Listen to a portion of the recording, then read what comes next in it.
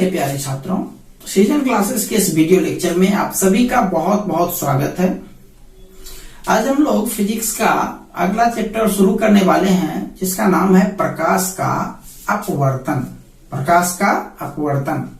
हमने पिछले दिनों प्रकाश का परावर्तन चैप्टर पढ़ा था। जस्ट उससे थोड़ा सा एक स्टेप और आगे प्रकाश का अपवर्तन। सबसे पहले हम लोग ये समझते हैं कि प्रकाश का अपवर्तन होता क्या है। अब देखिए, जैसे परावर्तन में आपने ये पढ़ा था कि ये हो गया आपका परावर्तक सतह,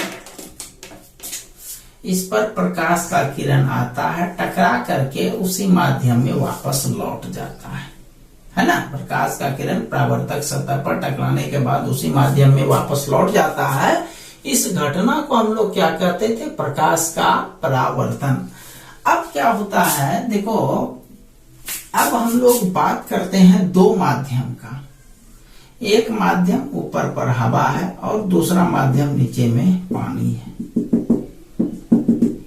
ठीक है, तो ये प्रकाश का किरण आया तो यहां पर टकराया नहीं, बल्कि यह जो है यहां से दूसरे माध्यम में चला गया। एक माध्यम से दूसरे माध्यम में चला गया। तो ये देखो, यह वाला जो है इस तरह से मुड़ा हुआ था और यह दूसरे माध्यम में गया तो यह अभिलंब से इतना मुड़ गया। तो एक तरह से इसका दिशा जो है एक माध्यम से दूसरे माध्यम में जब गया तो इसके दिशा में क्या हो गया? परिवर्तन हो गया। बस यही घटना प्रकाश का अपवर्तन कहलाता है।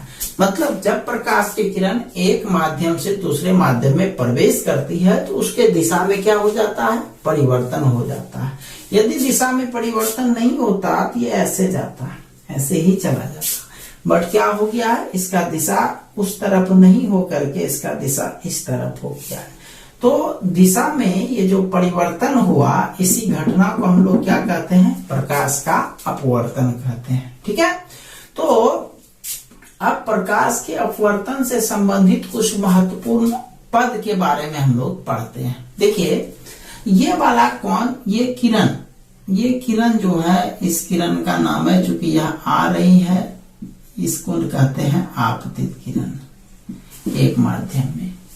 उसी तरह से ये जो दूसरा माध्यम में किरण जा रहा है, इस किरण का नाम है अपवर्तित किरण। अपवर्तित किरण। और इसी माध्यम में से चला जाता तो वो तो हो जाता परावर्तित किरण। बट पहला माध्यम आपतित किरण और दूसरे माध्यम में प्रवेश करने वाला किरण का नाम क्या हो गया? अपवर्तित किरण। अब इसमें देखिए, जो आप लोग पढ़े हैं प्रकाश के परावर्तन, उससे कुछ न कुछ मिलता जुलता आपको डेफिनेशन मिल जाएंगे।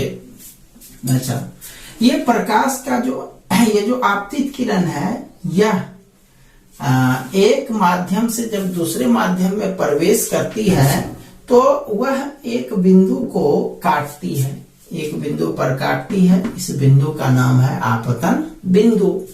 और इस आपतन बिंदु पर सेम वही चीज है, ये बिंदु है आपतन बिंदु।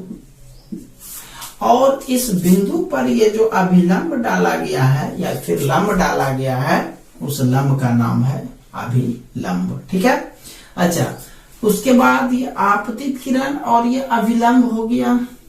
ये क्या हो गया? अभिलंब हो गया। तो आपतित किरण और अभिलंब के बीच का ये जो कोण हुआ, इसको आई से सूचित करते हैं एंगल ऑफ इंसिडेंस। और इसी कोण का नाम है आपतन कोण। ये कौन सा कोण हो गया? आपतन कोण। आपतित किरण से आपतन कोण, आपतित किरण और अभिलंब के बीच के कोण। और इसको आर बोलते हैं। ये हो गया आपका अपवर्तन कोण। कौन सा कोण?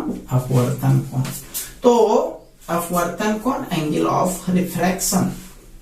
तो सब उसी तरह से मिलता जुलता है। दो चीज नया है, एक अपवर्तित किरण और एक आपतन कोण। दूसरा नंबर बात ये कि आप देखो, ये जो आपतन कोण है और ये जो अपवर्तन कोण है, क्या आपको दोनों बराबर लग रहा है? आपतन कोण यहाँ बड़ा लग रहा है, अपवर्तन कोण यहाँ पर छोटा लग रहा है। ये हो गया सघन विरल माध्यम। हवा किस तरह का माध्यम हो गया? ये विरल माध्यम हो गया। और पानी कौन सा माध्यम हो गया? ये सघन। विरल मतलब आप हाथ को ऐसे आसानी से हिला सकते हो, लेकिन पानी में आपको थोड़ा सा तो कठिनाई होगा हाथ हिलाने में। तो हवा हो गया आपका सघन विरल माध्यम और पानी हो गया सघन माध्यम। ठीक है। अब हवा में भी दो प्रकार का माध्यम होता है। जो हल्का हवा होता है वो हो गया विरल माध्यम। जो भारी हवा होता है, भारी हवा मतलब उसमें ह्यूमिडिटी यानी जलवाष्प की मात्रा होती है, तो वो होता है आपका सघन माध्यम। ठीक है। तो हवा में भी सघन और विरल होता है। और जब हवा और पानी का तुलना किया जाए तो हवा हो गया विरल माध्यम और पानी हो गया सघन माध्यम। तो जब आपतन कोण जो है, जब प्रकाश का किरण सघन माध्यम में प्रवेश करता है, विरल माध्यम से सघन माध्यम में प्रवेश करता है, तो वह किधर मुड़ती है? अभिलंब की ओर मुड़ती है। जब इसका उल्टा यहाँ पर हम आपको समझाते हैं, ये हो गया हवा, ये हो गया पानी,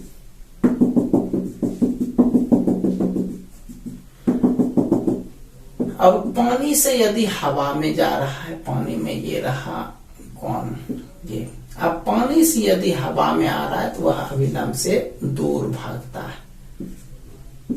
तो ये देख रहे हो, यहाँ पर आपतन कोण, इधर से हम जाने का संकेत दे रहे हैं, ये देख लो। तो ये वाला आपका हो गया यहाँ पर आपतन कोण, और ये वाला हो गया अपवर्तन कोण। तो इसमें देखो क्या परिस्थिति हो रहा है।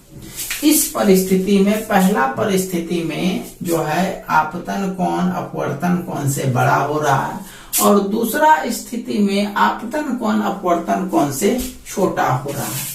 देखो एक चीज और इसमें हम बता दें, जैसे यह और कोण यदि थोड़ा सा बड़ा होता, यहां तक होता, तो यह कोण थोड़ा सा और बड़ा हो जाता, थोड़ा सा और बड़ा हो जाता। यह कोण थोड़ा सा और बड़ा होता तो यह कोण थोड़ा सा और बड़ा होकर के यहाँ पर आ जाता, ऐसे करके। तो आप देख रहे हो ये आपतन कोण इतना बड़ा है, लेकिन अपवर्तन कोण कितना डिग्री का हो गया? 90 डिग्री का हो गया। यानी कभी कभी ऐसा भी आपतन कोण होता है जिसके लिए अपवर्तन कोण का मान 90 डिग्री हो जाता है। ऐसा आपतन कोण जिसके लिए अपवर्तन कोण का मान कितना डिग्री हो जाता है? 90 डिग्री। तो इस कोण का एक स्पेशल नाम हो जाता है क्रांतिक कोण। कौन सा कोण? क्रांतिक कोण। तो इस चीज को आप लोग ध्यान रखिएगा। तो चलिए हम लोग अब जो यहाँ पर पद एक्सप्लेन किए हैं उसके डेफिनेशंस पर चलते हैं। तो सबसे पहले लिखिए प्रकाश का अपवर्तन। प्रकाश का अपवर्तन अंग्रेजी लिखा हुआ है रिफ्रैक्शन ऑफ लाइट। जब प्रकाश के किरण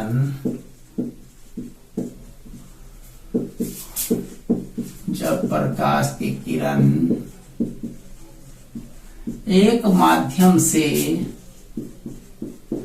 दूसरे माध्यम में प्रवेश करती है, एक माध्यम से दूसरे माध्यम में प्रवेश करती है, तो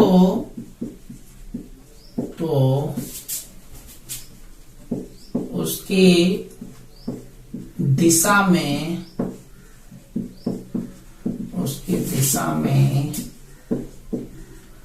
परिवर्तन हो जाता है। उसकी दिशा में परिवर्तन हो जाता है। इस घटना को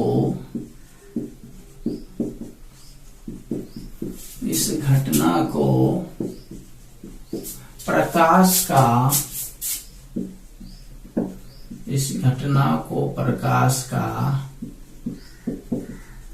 अपवर्तन कहते हैं। इस घटना को प्रकाश का अपवर्तन कहते हैं। तो उसके लिए आप लोग यह चित्र बना लीजिए।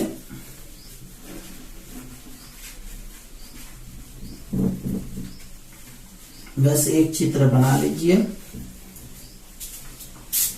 ये वाला चित्र, और सारा चीज नाम भी दे दीजिए ताकि हम डेफिनेशन लिखाएंगे तो आपको समझने में आसानी होगी। ये आपतित किरण,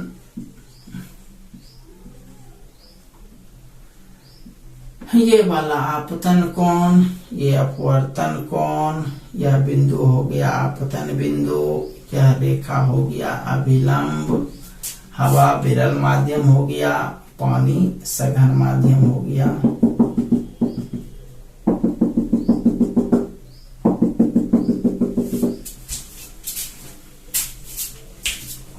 चलिए यह डेफिनेशन से लिख लीजिए अच्छे से।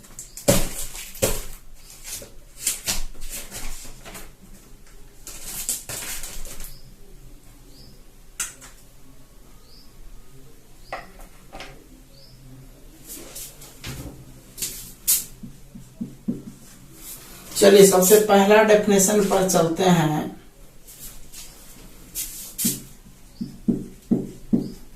आपतित किरण, आपतित किरण डेफिनेशन हम पहले भी लिखा चुके हैं, फिर से एक बार लिखा देते हैं।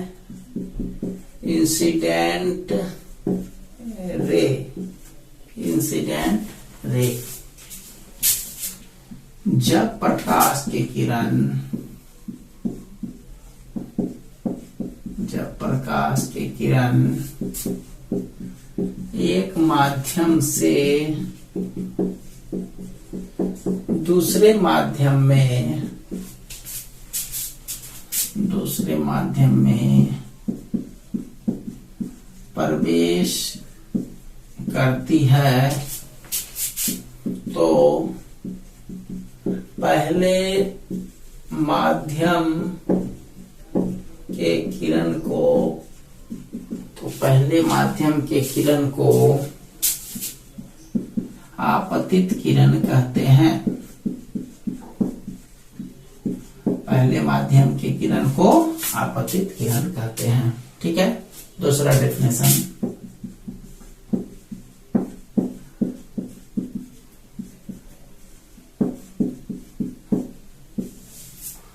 अपवर्तित किरण,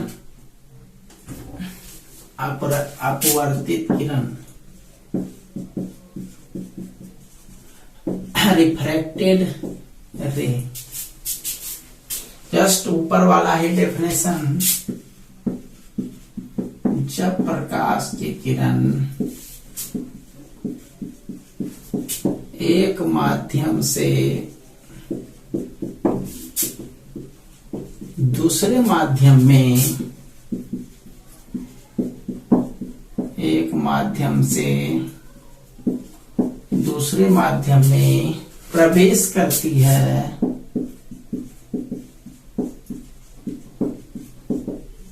एक माध्यम से दूसरे माध्यम में प्रवेश करती है तो दूसरे माध्यम के, तो दूसरे माध्यम के किरण को, किरण को अपवर्तित किरण कहते हैं। अपवर्तित किरण कहते हैं। नेक्स्ट पॉइंट चलते हैं।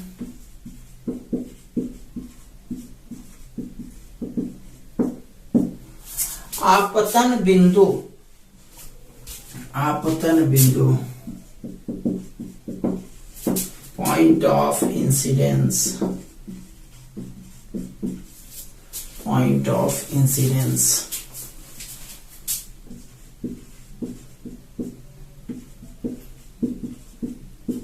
जब प्रकाश की किरण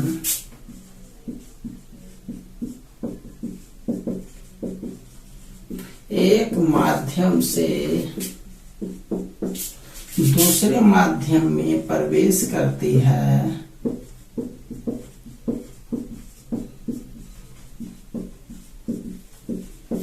एक माध्यम से दूसरे माध्यम में प्रवेश करती है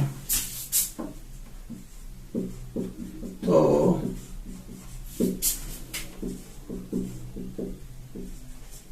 जिस बिंदु से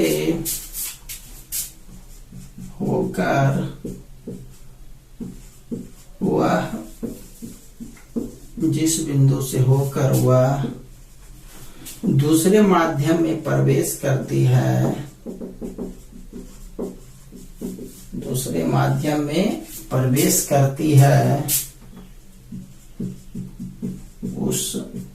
बिंदु को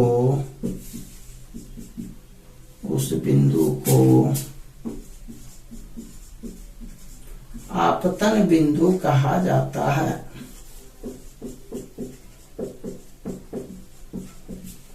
उस बिंदु को आपतन बिंदु कहा जाता है। तो ये था आपतन बिंदु। इसमें 1 2 3 को डेफिनेशन हो गया। कुछ और डेफिनेशन से चलते हैं।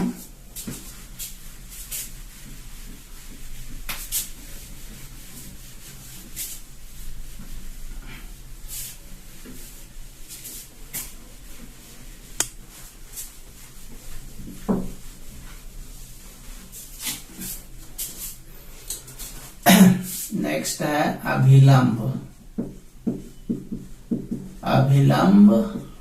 नॉर्मल।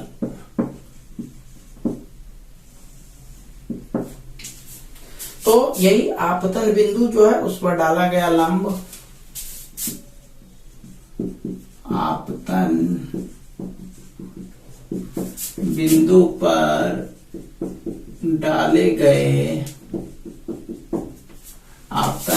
पर डाले गए लंब को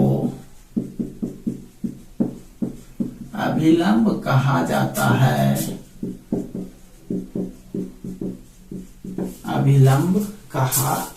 है। नेक्स्ट पॉइंट चलते हैं। आपतन कोण।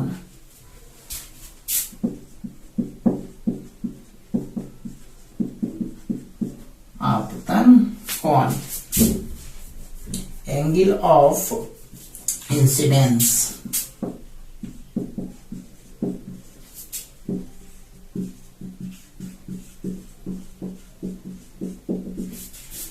एंगल ऑफ इंसिडेंस तो कौन सी हो गया? आपतित किरण और अभिलंब के बीच।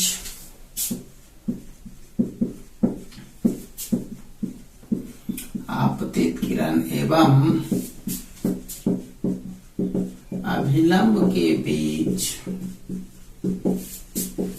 के कोण को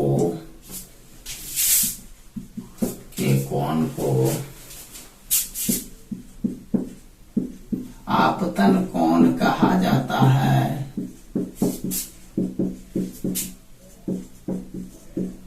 इसे I से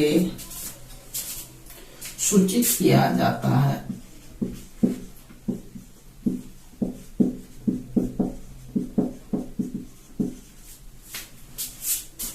इसे I से सूचित किया जाता है।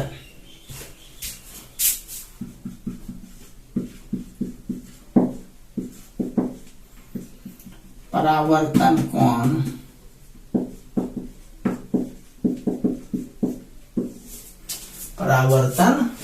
एंगल ऑफ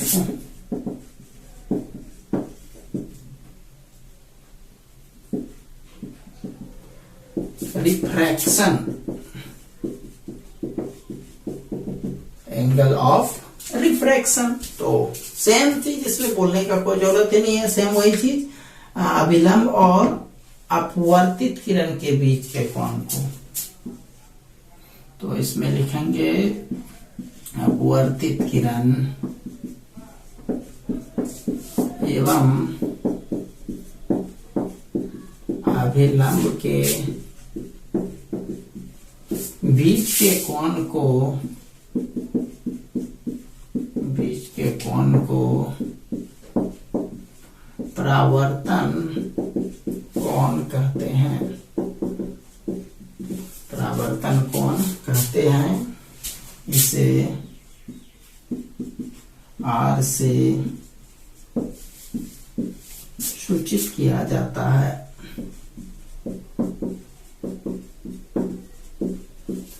सूचित किया जाता है। ठीक है, एक था क्रांतिक कोण। क्रांतिक कोण के लिए हम लोग अलग से चित्र बनाएंगे।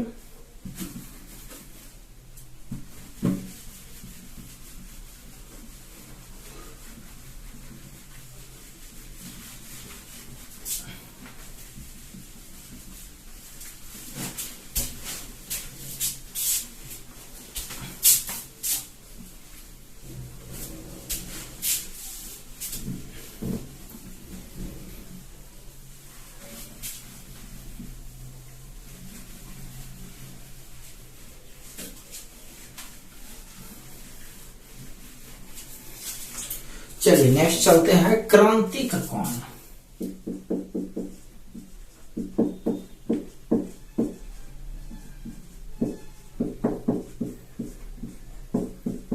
क्रिटिकल एंगल क्रांतिक कोण। तो जब किसी आपतन कोण के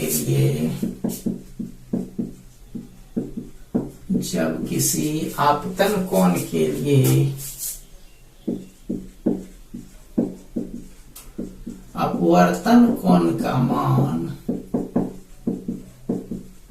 90 डिग्री के बराबर हो जाए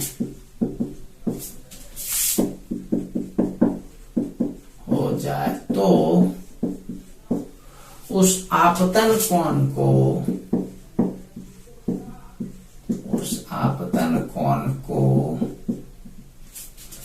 क्रांतिक कोण कहा जाता है। क्रांतिक कोण कहा जाता है। इसे कैपिटल C से सूचित किया जाता है, डिस्कस हम लोग पहले कर चुके हैं, इसलिए हम डायरेक्ट डेफिनेशन लिख रहे हैं। सूचित किया जाता है। इसके लिए एक शर्त होता है क्रांतिक कोण प्राप्त करने के लिए, तो यहां पर हम वो शर्त भी इसी में इंक्लूड कर देते हैं। क्रांतिक कोण प्राप्त करने के लिए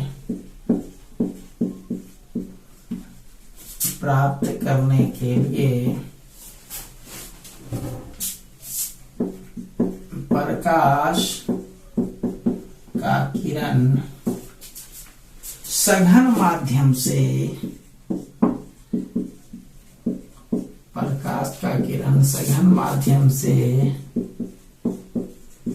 विरल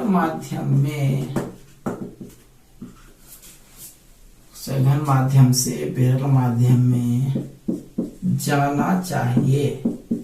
ये आप याद रखेंगे। ठीक है, चलिए इसके लिए हम लोग चित्र बनाते हैं इस साइड।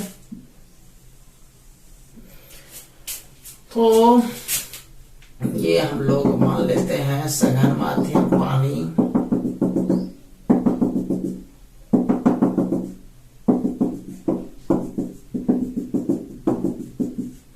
ये हो गया पानी, ब्रैकेट में ये सघन माध्यम है। ऊपर पर हो गया ये हवा, ब्रैकेट में यह विरल माध्यम है। ठीक है, चलिए अब देखिए प्रकाश का किरण को हम एक माध्यम से दूसरे माध्यम में भेजते हैं। ये हो गया अभिलंब। अब प्रकाश का किरण इस तरह से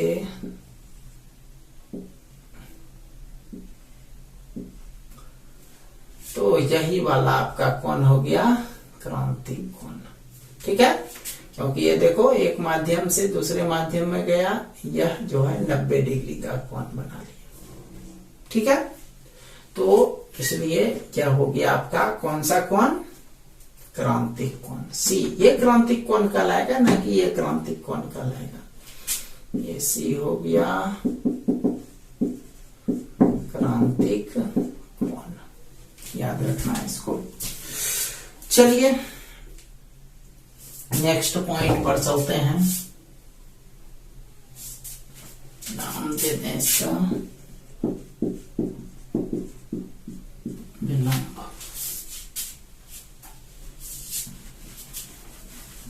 चित्र आप लोग बना लो।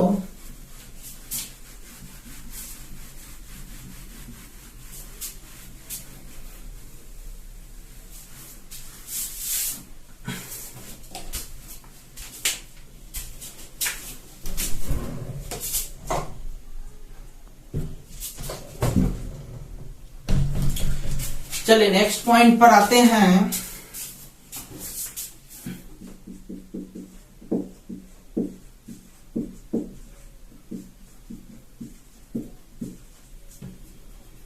अपवर्तन के नियम।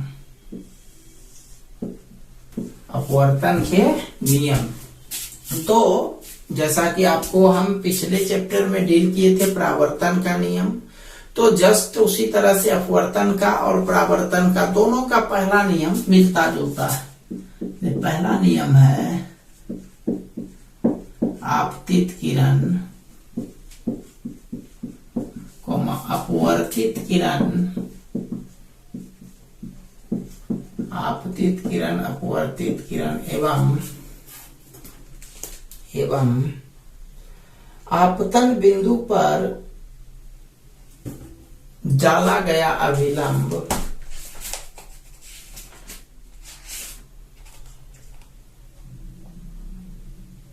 आपतित किरण अपवर्तित किरण एवं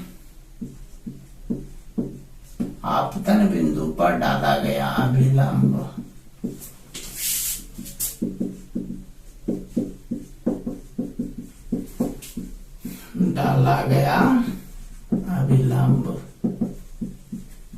तीनों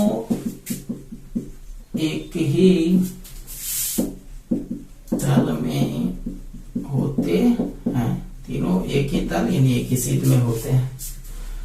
दूसरा है, उसमें तो आपने देखा था कि आपतन कोण और परावर्तन कोण दोनों बराबर होता था, लेकिन यहाँ पर आपको हम दिखाए कि आपतन कोण या तो परावर्तन कोण से बड़ा होता है या फिर छोटा होता है, लेकिन बराबर कभी नहीं होता है, तो वो तो बराबर नहीं हुआ। तो इसमें होता क्या है बराबर, तो इसमें कोण तो बराबर नहीं होता है, लेकिन उनके जिया का जो अनुपात होता है, जिया का मतलब साइन थीटा, वह हमेशा एक नियतांक होता है, मतलब वो स्थिर रहता है, वह अनुपात कभी नहीं बदलता है। तो ये होता है किसी विशेष रंग के लिए, किसी विशेष रंग के लिए आपतन कोण की जिया साइन एवं अपवर्तन कोण की जिया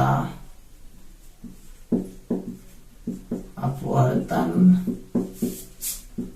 कोण की जिया साइन आर, तो साइन आई का अनुपात नियतांक होता है, दैट इज अर्थात साइन आई बटे साइन आर बराबर नियतांक, यानी यह मान जो है नहीं बदलता है। साइन आई बटे साइन आर, इसको आई का मान कुछ भी दे, आर का मान कुछ भी दे, यह हमेशा स्थिर मान देगा। इस नियम को, मतलब दूसरा नियम को ब्रैकेट में दूसरा लिख देते हैं, स्नेल का नियम भी कहा जाता है।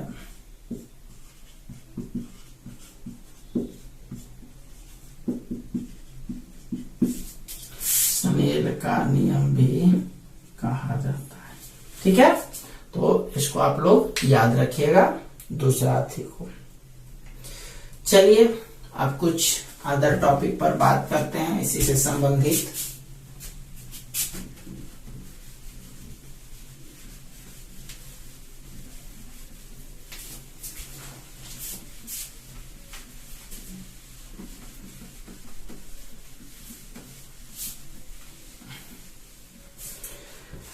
देखिए ये डेफिनेशन है पार्श्विक विस्थापन के लिए। पार्श्विक विस्थापन, लैटरल डिस्प्लेसमेंट,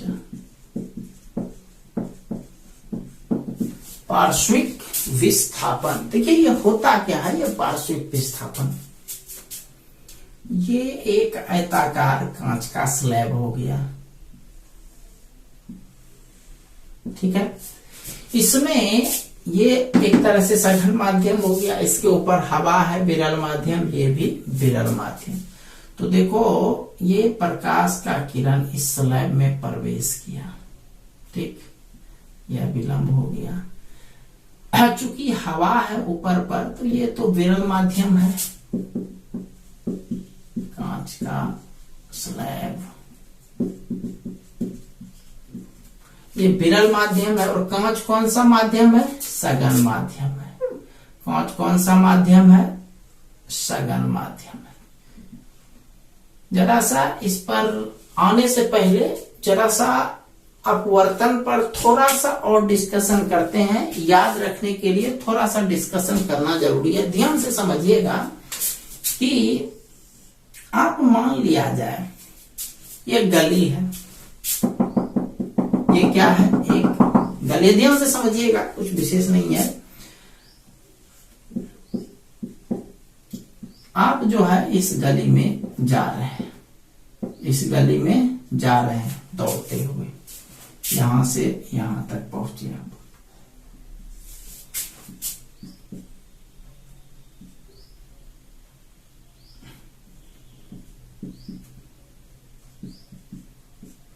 ठीक है, यहां से यहां तक पहुंचे आप दौड़ते हुए। अब जो है, अब इस गली में यहां से यहां तक आने में आपको कुछ तो समय लगा होगा, 2 मिनट 3 मिनट। अब इस गली में जो है थोड़ा सा पत्थर बिछा देते हैं, ये मोटा मोटा पत्थर जो है रख देते हैं। अब बोलेंगे आपको आने के लिए, तो आप क्या कीजिएगा, इससे पत्थर से बचते हुए वहां तक पहुंचिएगा ना। तो इसका मतलब क्या हुआ? इसका मतलब यही हुआ कि जहां पर हमको जब एकदम खाली था पूरा तरह से, तो एकदम आराम से जैसे मन तैसे जाते थे, है ना, एकदम जैसे मन तैसे इधर चले गए। लेकिन जब वही चीज जो है पत्थर से भर दिया गया, तो हमको यहां से वहां तक जाने में परेशानी हुआ ना हमको। मतलब वो फैलने का जो रास्ता था वो कम मिला। हम लोग थोड़ा सा सोच समझ करके आगे पीछे पत्थर हटाते हुए गए, है कि ना।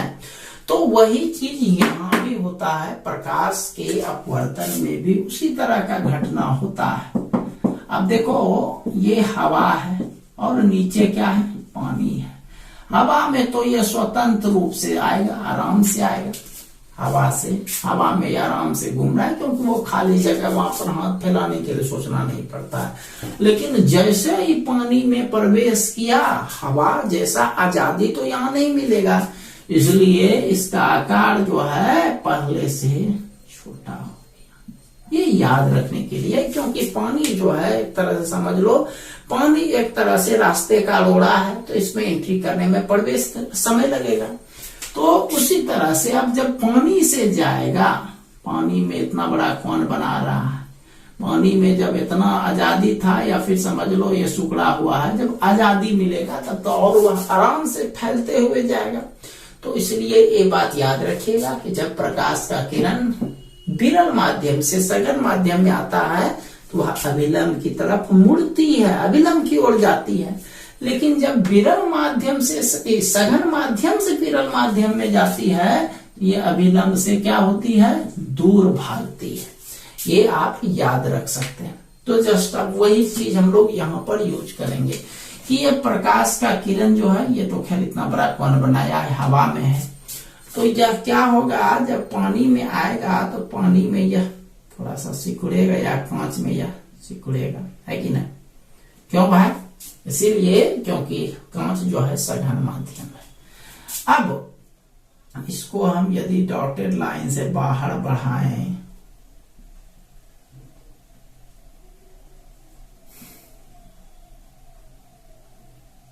इसको क्या करें, डॉटेड लाइन से हम यदि इसी दिशा में बाहर बढ़ाएं,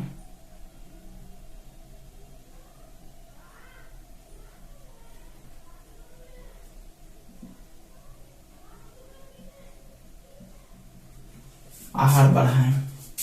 अब देखो यह किरण तो आ रहा है, यह विलंब हो गया, लेकिन जैसे ही यह फिर से हवा में प्रवेश करेगा, या फिर से उसी तरह का आजाद हो जाएगा।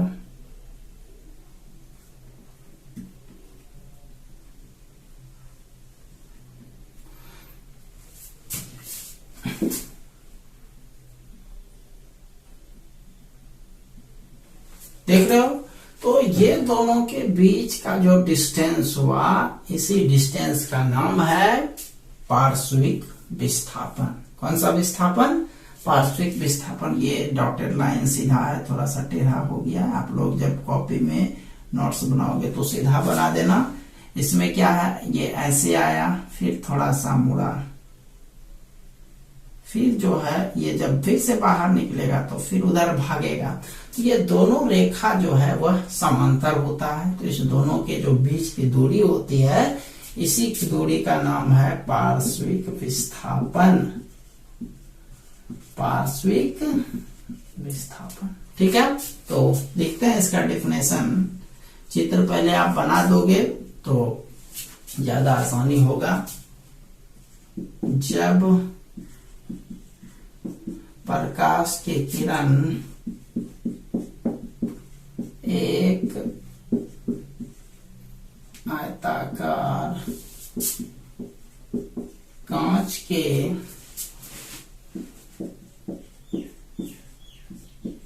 स्लैब में प्रवेश करता है तथा वहां से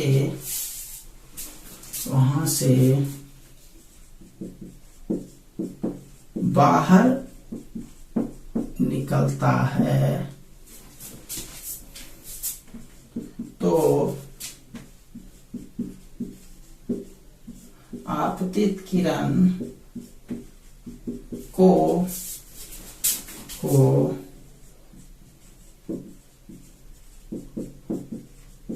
उसी दिशा में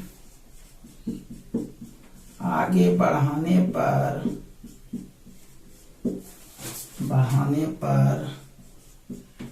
वह रेखा निर्गत किरण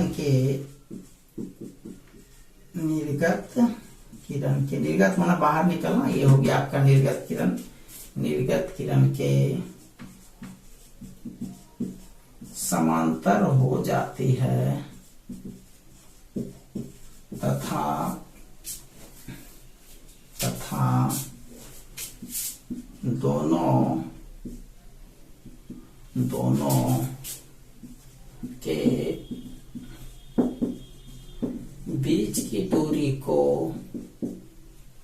दोनों के बीच की दूरी को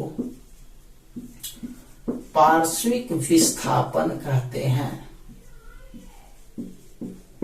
दोनों के बीच की दूरी को क्या कहते हैं? पार्श्विक विस्थापन। लिख लीजिए इसको।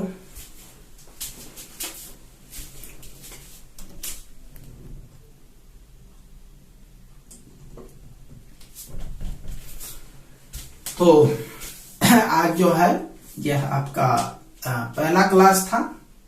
तो जितना भी हमने आज आपको बताया, इन सारे चीजों का एक नोट्स बना लीजिएगा अच्छे से। और कल जो है हम लोग इसी चैप्टर में आगे चलेंगे। कल हम लोग अपवर्तनांक के बारे में पढ़ेंगे, उसके बाद लेंस के बारे में पढ़ेंगे और लेंस के लेंस से संबंधित विभिन्न पदों के बारे में पढ़ेंगे। ठीक है, तो मिलते हैं हम लोग कल एक नए वीडियो लेक्चर के साथ। तब तक के लिए आप सभी का बहुत बहुत धन्यवाद।